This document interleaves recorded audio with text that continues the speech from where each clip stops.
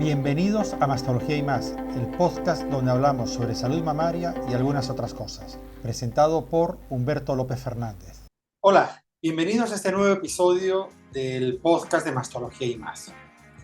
El día de hoy vamos a hablar acerca de los factores de riesgo para sufrir cáncer de mama. Pero primero y ante todo, debemos conceptualizar qué son los factores de riesgo. Entendemos, según el diccionario del Instituto Nacional de Cáncer de los Estados Unidos, como factor de riesgo, toda aquella variable que puede en un momento dado incrementar la posibilidad de sufrir una enfermedad. Nótese que digo la posibilidad de y no la seguridad de sufrir enfermedad. Y esto lo veremos en el transcurso de estos minutos, por qué esta aclaratoria. Existen dos tipos de factores de riesgo: los factores de riesgo modificables y los factores de riesgo no modificables. Hoy vamos a hablar acerca de los factores de riesgo no modificables y para el próximo episodio, para no hacer este tan largo, hablaremos de los factores de riesgo modificables. Entonces, ¿qué son los factores de riesgo no modificables? Pues son aquellas variables que podemos tener para sufrir un cáncer de mama, pero que no podemos cambiar, que no podemos modificar. Antes de hablar de cuáles son los factores de riesgo, debemos tener en cuenta que cerca del 75% de los casos de cáncer de mama que diagnosticamos y tratamos no tienen un factor de riesgo conocido. Y que los factores de riesgo relacionados con la herencia, es decir, el cáncer de mama hereditario ligado a mutaciones genéticas, aunque antiguamente se hablaba que era cerca de un 15%, hoy en día con las investigaciones que tenemos sabemos que no llegan al 8% y hablaremos un poquito más adelante de esto. Vamos a ver cuáles son esos factores de riesgo no modificables. Vamos a hablar fundamentalmente de 4: sexo, edad, factores genéticos y la historia personal y familiar. Vámonos con el primero, el sexo. El sexo es el sexo marcado genéticamente, es decir, el sexo biológicamente al momento del nacimiento. Sabemos que de cada 100 casos de cáncer de mama, 99 suceden en mujeres y 1 en hombres, es decir, el 1% en hombres. Esas estadísticas en algunos países ha ido cambiando un poco y estamos en el 1.5 o 2%, depende de la estadística del país que revisemos. Esto puede hacer cambios desde el punto de vista del sexo genéticamente al nacer, pues no, pero ahora se nos va a abrir un mundo nuevo con el tema de los hombres y mujeres trans, porque encima de su sexo genético al nacer, hay una serie de intervencionismos quirúrgicos, médicos, hormonales, etcétera, que todavía no sabemos cómo va a influir en la cantidad de casos que vayamos a tener y su posterior manejo. Pero esto es tema de otro capítulo. La edad. A mayor edad, mayor riesgo para sufrir cáncer de mama. Usando una publicación del National Cancer Institute o Instituto Nacional de Cáncer de los Estados Unidos, ellos tienen que el riesgo de una mujer de sufrir cáncer de mama a lo largo de la vida es 1 cada 8. Sin embargo, no se distribuye de forma uniforme en todos los rangos etarios, sino que se hace más fuerte a partir de los 50-60 años. Es por eso que en muchos programas de pesquisa se estaba hablando de comenzar la pesquisa mamográfica a partir de los 50 años. Esto ha ido cambiando un poco. Es por eso que cada vez vemos más chicas jóvenes diagnosticadas a partir de los 40 años y hace pocas semanas, al momento de grabar este episodio, la National Task Force de los Estados Unidos, que es un comité de recomendaciones del gobierno de los Estados Unidos, ya bajó la edad de la recomendación de la primera mamografía de los 50 a los 40 años. Cuestión que ya veníamos avisando desde diferentes sociedades científicas a nivel global que debería ser. Comenzar la primera mamografía a los 40 años y después con una periodicidad anual, no bianual, es decir, no cada 2 años, sino cada año. Pero esto también lo hablaremos en un episodio subsiguiente. Un punto que quiero tomar en cuenta aquí, y aunque es muy poco frecuente que tengamos a una chica por debajo de 40 años diagnosticada con cáncer de mama, no debemos desestimar nunca cualquier signo de sospecha, por mínimo que sea, con una mujer menor de 40 años, ya que de no hacerle caso pudiéramos estar diagnosticando posteriormente y de forma tardía esa enfermedad. Entonces, independientemente de la edad, cualquier signo de sospecha debe ser atendido y manejado adecuadamente. Seguimos con más factores de riesgo no modificables. La menarquia. La menarquia es la edad a la que se desarrolla una mujer. Y después tenemos la menopausia, que es la edad en la que sucede la última regla y que da paso posteriormente al climaterio, que es la época de la vida postmenstrual. Si bien es verdad que la menopausia la podemos modificar, bien sea con medicamentos, bloqueadores hormonales, o bien sea con cirugía, quitando los ovarios, haciendo lo que nosotros llamamos una oforectomía. Pero en condiciones habituales es un factor de riesgo no modificable. ¿Por qué influye estas dos edades de la vida? Porque si una mujer se desarrolla muy precozmente, pero su menopausia viene muy tardíamente, la cantidad de años de vida fértil de esta mujer, la cantidad de años de vida con influjos hormonales sobre la mama que tiene esta mujer, va a ser mucho mayor que si una mujer se desarrolla tardíamente y la menopausia le viene precozmente. Ojo, esto no es ninguna recomendación para decir que hay que desarrollarse tarde o atrasar la menarquia con medicamentos y adelantar la menopausia con una cirugía. No, porque esto tiene también toda una serie de riesgos asociados. Esto es un equilibrio que hay que llevar. Después tenemos las historias familiares. Sobre todo tomando en cuenta enfermedades u órganos que pueden tener cáncer de origen glandular, como son colon, ovario, endometrio, mama, recuerden que estamos hablando de casos familiares, en menor grado gástrico y algunos tipos de cáncer de pulmón. Y entre la historia personal, tenemos también si esta persona ha tenido algún tipo de historia personal de cáncer en estos mismos órganos o incluso de la mama, bien sea IPSI o contralateral, es decir, la misma mama o la mama del otro lado. Algunas enfermedades benignas de la mama también pudieran incrementar en un momento dado el riesgo de sufrir cáncer de mama, sobre todo estas enfermedades que aunque son benignas podemos llamar de entorno.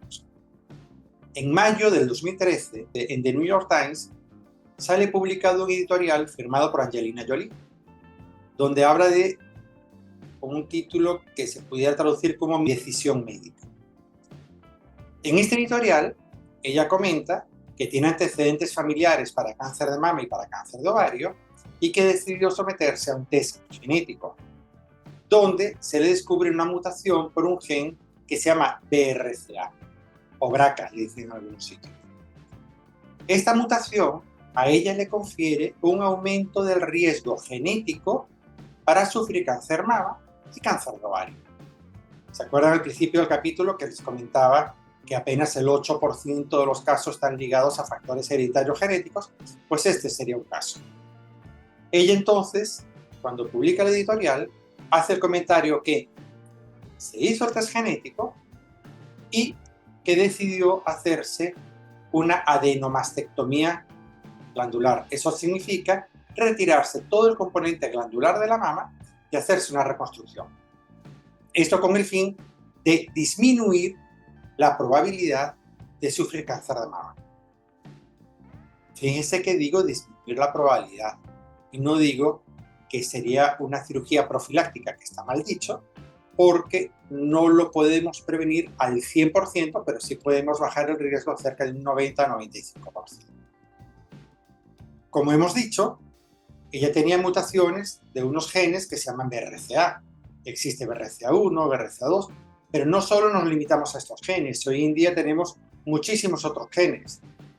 CHEK, PAL, PTEN, etc. Entonces, investigamos un panel mucho más completo de genes. Esto normalmente se hace en las consultas de consejo genético en las unidades de mama. ¿Cómo saber a grandes rasgos si somos candidatos para hacer algún tipo de test genético? Con la historia familiar, si tenemos 2 o más familiares primer, segundo grado que haya tenido cáncer de mama o de ovario. Haber tenido un familiar que haya sufrido cáncer de mama y de ovario, la misma persona me refiero, o que este mismo familiar, un solo familiar, haya sufrido cáncer de mama bilateral. Como cáncer de mama bilateral, estamos hablando dos primarios, es decir, que cada mama tuvo un cáncer primario y no que una mama fue metastásico de la otra. O que hayamos tenido un familiar varón con cáncer de mama. Judíos de la raza Ashkenazi, ya que ellos tienen presente la mutación del BRCA en un porcentaje bastante elevado. También investigamos cuando hemos tenido antecedentes de cáncer de mama en mujeres menores de 40 años, ya que esto se ha visto que no hay un porcentaje muy alto, puede haber cierta relación. Ha llegado a este punto que es importante aclarar que no es conveniente crear una patología, una enfermedad que se llama de alto riesgo. La persona de alto riesgo sabe que es una persona que pudiera llegar a sufrir la enfermedad y que podemos tener herramientas hoy en día para disminuir la probabilidad que esto suceda. Pero no significa que esta persona tiene que considerar que está viviendo toda la vida, valga la redundancia, con una espada de Damocles a punto de cortar el cuello. Sino significa que debemos hacer algún tipo de intervención. Esta frase de no crear un paciente de alto riesgo la dijo en mi época del máster en la Universidad de Barcelona mi profesor y amigo, el doctor Miguel Prat de Puig, cuando estábamos precisamente hablando de alto riesgo. Si nosotros vamos a hacer algún tipo de investigación para saber si tenemos una paciente que pudiera ser de alto riesgo, y me autocorrijo, para saber si tenemos una persona de alto riesgo, porque la persona de alto riesgo no es paciente, no está enferma, tiene una probabilidad de sufrir una enfermedad, y esto no lo hace paciente. Si tenemos una persona con alto riesgo para sufrir la enfermedad, lo que debemos es ocuparnos en cómo hacer para disminuir el riesgo, bien sea con vigilancia estrecha, para diagnosticar cualquier lesión de forma muy precozmente, esto se llama prevención secundaria, bien sea con algún tipo de intervencionismo médico, algunos medicamentos en un momento dado podemos usar en conjunto con nuestros compañeros de oncología médica, o con algún tipo de intervención quirúrgica que me permita disminuir este riesgo. Pero lo importante es que esta persona tenga calidad de vida y viva ocupada y no preocupada. ¿Qué más podemos hacer? Ya que no existe vacuna para prevenir el cáncer de mama, no existe ninguna vacuna que yo me pueda poner y decir ya con esto no me va a dar cáncer de mama, existen vacunas para cáncer, entre paréntesis, pero para cáncer de cuello uterino, porque está muy relacionado con el virus del papiloma humano, y para cáncer primario de hígado por el virus de la hepatitis, que no es hepatitis A, que es hepatitis BC, que puede ocasionar cáncer primario de hígado. Entonces, ya que no tenemos vacuna para el cáncer de mama, lo que tenemos que hacer es prevención secundaria. La vacuna sería de prevención primaria. ¿Y cómo hacemos esta prevención secundaria? Con controles mastológicos rutinarios, mamografía a partir de los 40 años. Si somos personas de alto riesgo, incluso si tenemos ya algún tipo de análisis genético realizado y nos dice que tenemos alto riesgo, entonces aquí entra en perspectiva otra serie de protocolos para hacer diagnósticos precoces. Estamos hablando en chicas jóvenes, menores de 40 años, protocolos con resonancia magnética para hacer pesquisa mientras no cumplen los 40. Esto es porque por debajo de los 40 años la mamografía puede ser no adecuada para diagnosticar ciertas lesiones debido a la densidad de la mama, porque la mama es muy blanca y no se ve adecuadamente. Entonces, en estas personas se pudiera, todo en conjunto, con el equipo médico, el equipo de imágenes, etcétera, decidir iniciar protocolos de seguimiento con resonancia magnética.